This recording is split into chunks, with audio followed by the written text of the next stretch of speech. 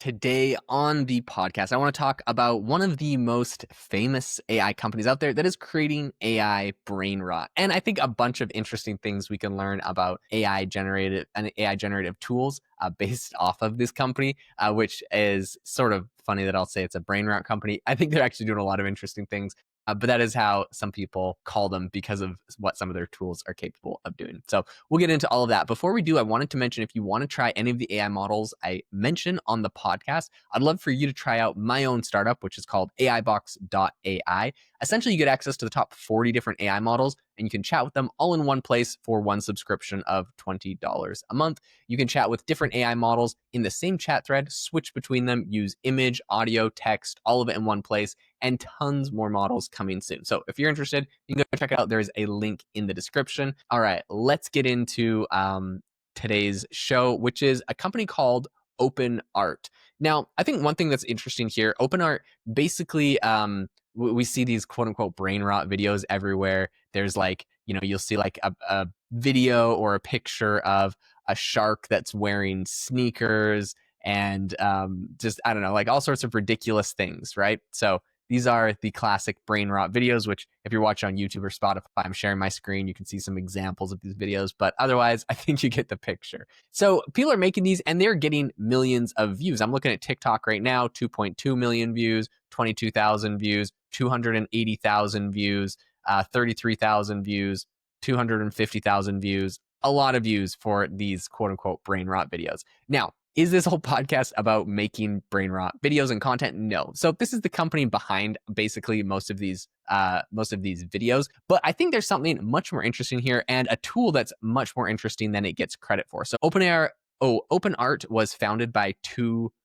Google employees or former Google employees in 2022. So they actually have around 6 million monthly active users. So it's got a very big user base. I was surprised by their numbers. They also quoted their ARR, which they said they're about to reach about $20 million in annual recurring revenue. They so far have raised $5 million. They've raised it from Basis Set Ventures and DCM Ventures. They have positive cash flow. Overall, I think this is a really interesting company. And it's not even insanely expensive either. They have their most basic plan is $14 a month. You get 4,000 credits. Which is up to 4 one-click stories, 40 videos, 4,000 images. Like that's a lot, right? 4,000 images. I think for most of us, that could be a great deal. They have a $30 plan. They have a $56 plan. They have team plans, all that. So overall, I think the company structurally looks interesting. What they just launched that I think a lot of people are talking about right now is called a one-click story. So basically, this is the ability for you to upload a piece of text, an image, an element, some audio, and it will create a full video from it. So they're even saying like this is great for making music videos. If you made a song, you could upload the song and it would create an entire music video with a whole story arc through it, making a video on here. Now, I think one of the main models I've seen mentioned on here is VO3. This is Google's newest, most famous video model, which is really good. I've tested it out at Google campus when it first came out. It's a great model. There's a couple other players that I think they have on the platform.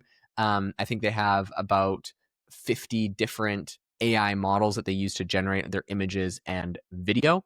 But this kind of one-click thing is really interesting. A lot of people are saying, oh no, everyone's going to just use it for making more AI brain rot. But I actually think there's a ton of very interesting use cases where you can get videos made with just an image or just a prompt or just a concept, and basically it will come out with that. So right now that feature is in open beta. So basically you can put a single sentence, a script, a song, it turns it into a video, anything from a lighthearted story for TikTok or some more serious content like an explainer video, a music video for YouTube. I would imagine you could do something like an explanation of why your product is great when you upload a screenshot. I think there's like some very interesting business use cases. OpenArt is basically hoping this feature is going to be used for advertising, so for making ads. And I can see this as a great use case where basically you take a picture of your product and you put a prompt in there, and then you say like make a whole story about this product, right? You put in like a special kind of purse from your company, and all of a sudden it's got a whole story about why this lady loves this purse and this whole emotional story. I mean, basically it's what ads are doing today, but they're just happening so fast. And it's interesting that they're not just integrating the execution but the creativity of a project in advertising like that, right? Like I think so often we think of, okay, like like my background's in marketing, and so like we think of, okay, like we have this product, we want to market it, someone's got to write a good script, they got to write a catchy thing, and then we move it over to like a production company that's going to do all the production for it. This is like basically, I think for solo people, for small companies, you just upload a picture and it creates the whole thing. I think this is really, really interesting. So there's 3 different templates you can choose from. You can do a with their like one-click story thing. You can do a character vlog, you can do a music video, or you can do an explainer. So for a character vlog, basically you can upload an image of the character and then you enter a prompt about what you want to basically happen, which I think is kind of interesting. If you upload a song, it basically understands the lyrics and it creates animations that align with the song's themes. So, you know, it'd be illustrating like flowers blooming in a garden if the song is singing about that. So I think this is pretty interesting. As a side note, as someone who, my wife is a musician and has done a lot of work to promote her music recently. And so she's actually experimented with doing things like running meta ads, targeting people that are interested in your style of music towards your your Spotify artist page. But making the meta ads is a lot of work to basically make all of the ad sets that you use to send people. So anyways, honestly, a tool like this that creates some of those animated graphics that you basically put clips of your song up and then have some sort of animated graphic in the background and then a caption on there. I think a tool like this would be really, really cool for that. So you then are able to edit individual clips by going to, they have something called the editor's storyboard mode. You can tweak your prompt if you want to refine your result a little bit. So they have a whole bunch of big tools, image and video tools on there that I think are really interesting. So overall, I'm really excited. I think a lot of people have kind of criticized when you're doing these video generation, like the concerns around IP. I think their CEO talked about this specifically. He said, we try to be cautious around IP infringement. When you upload some IP characters, by default, the models we use will reject them and it's not able to produce IP characters, but sometimes it slips. It's kind of interesting that a company like this doesn't have, basically they put all of the liability onto the foundational models, right? They're like, the models we use by default won't let you upload IP, right? Like OpenAI and everybody else. However, it's interesting because them as a platform, they don't have any way to screen or look at or stop that. Anyways, I'm not criticizing that. I just think that's an interesting thing you'll see with most of these AI companies. They'll try to push the liability out to the to like the foundational model. Like, oh yeah, they don't accept this kind of content when it's, I don't know. It's just interesting. It's the buck is getting passed for sure. Okay. One thing that I do think is interesting,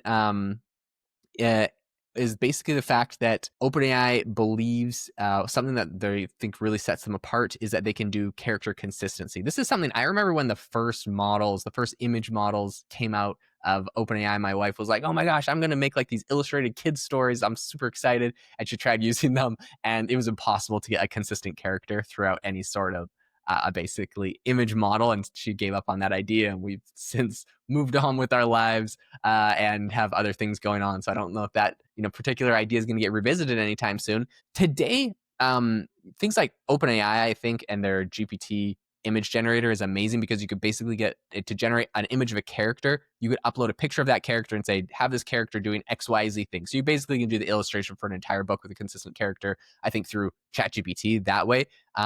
OpenArt also is able to do that. This is what they said about it, though. They said, a problem that a lot of AI couldn't really handle well is to have a character consistent in the same video. If you don't have the same character, then it's hard to get immersed in the story. So this is something interesting, right? Basically, OpenAI solved that problem for images, and it looks like the next step is to solve this for video, which is really interesting. So I'll definitely keep you up to date on what they roll out. I think this is a very interesting tool worth trying if you're in the art space, if you create any sort of video or even images, but really I think this is a great video platform. Go try out OpenArt. Very interesting, not sponsored. I just think it's an interesting tool worth taking a look at. Thank you so much for coming over to the podcast today. I appreciate you guys tuning in. If you enjoyed the episode, make sure to go check out AIbox.ai to try out all the latest AI models in one place. There's a link in the description, and I will catch you in the next episode.